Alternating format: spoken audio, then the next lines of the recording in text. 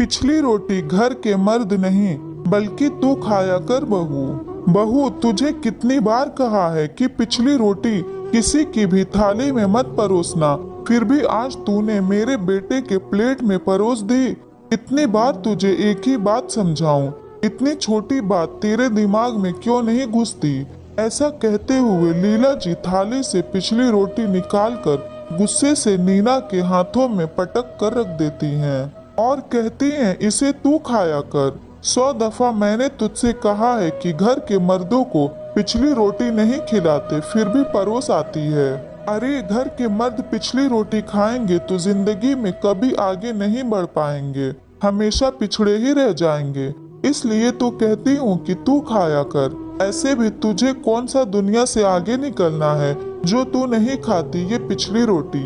गुस्से से लीला जी कहती हैं, माँ जी, मैं ही तो खाती आई हूँ जब से इस घर में ब्याह कर आई हूँ, पर आज वो आटा थोड़ा सा ही बचा था और खाने के लिए सिर्फ ये और मैं ही बचे थे, तो मैंने इनकी थाली में वो रोटी परोस दी थी, क्योंकि रोटी एक आदमी के खाने भर की ही थी।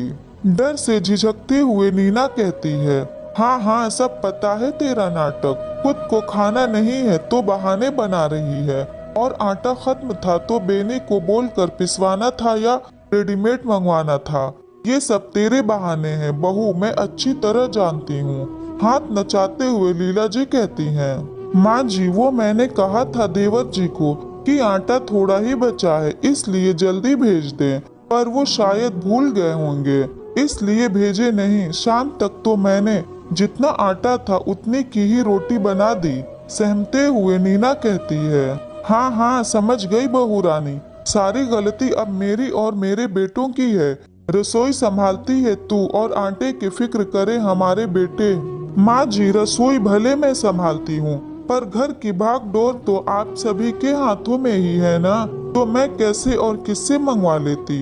इतना सुनने के बाद नाराजगी के साथ नीना कहती है, देख नीना, आजकल तेरी जुबान बहुत चलने लगी है, थोड़ा संभाल, ऐसा ना हो कि त्रिवेणी नीना का पति को बोलकर तेरे जुबान के साथ साथ तुझे भी बाहर का रास्ता देखना पड़ जाए। इसलिए अपने मुंह पर ताला लगा कर रख और जितना बोला जाए उतना ही किया कर। लीला जी की जली कटी सुनकर नीना थोड़ी देर शून्य सी वहीं खड़ी रह जाती है, जिसे देखकर लीला जी नीना को डांटते हुए कहती हैं, अब जा यहाँ से, खड़ी मत रह सिर पर, मर्दों को चैन से खाना खाने दे।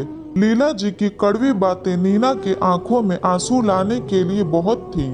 आंख अभी डबडबा ही रही थी, किसी ने नीना के हाथों को झकझोरते हुए कहा, मम्मी जी, कहाँ खो गई आप पिछली रोटी के बारे में कुछ कह रही थी मम्मी जी।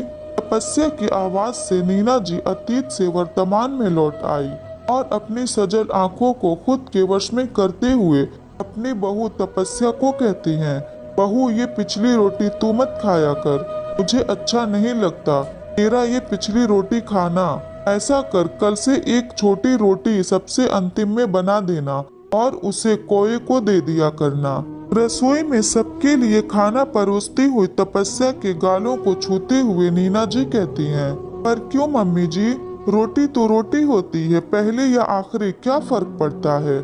आज के जमाने की पढ़ी लिखी तपस्या नीना जी से कहती है, पड़ता है बहू, फर्क पड़ता है, समानता और बराबरी का फर्क पड़ता है बहू। इसलिए तो कह रही हूँ कि पिछली रोटी तू मत खाया कर, क्योंकि मेरे लिए सभी बेटे बहू बराबर हैं। नीना जी की खुद पर बीते कल की कहानी को याद करके कहती हैं, ठीक है माँ जी, आप उचित समझें, कहकर तपस्या टेबल पर प्लेट लगाने चली जाती है और नीना जी फिर से अतीत के गलियारों में कितना फर्क करती थी मेरी सासू माँ मुझमें और सभी बहुओं में। जब मैं अकेली थी तो भी पिछली रोटी मैं ही खाया करती थी, और जब देवरानियां आने लगी तो भी मैं ही खाया करती थी पिछली रोटी, क्योंकि सासू माँ की नजर में मैं ही सबसे पिछड़ी थी और उनके मरते दम तक भी रही।